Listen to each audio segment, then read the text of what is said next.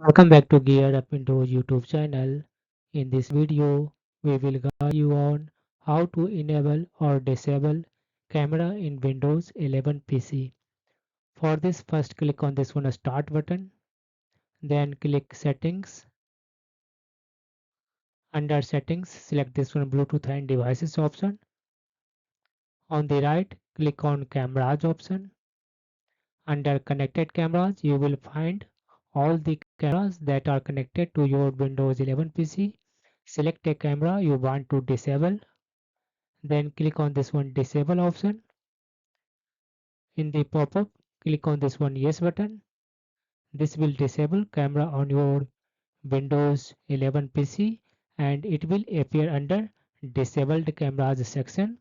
To enable the camera again, repeat the path and turn on camera by clicking on this one Enable button beside the camera entry.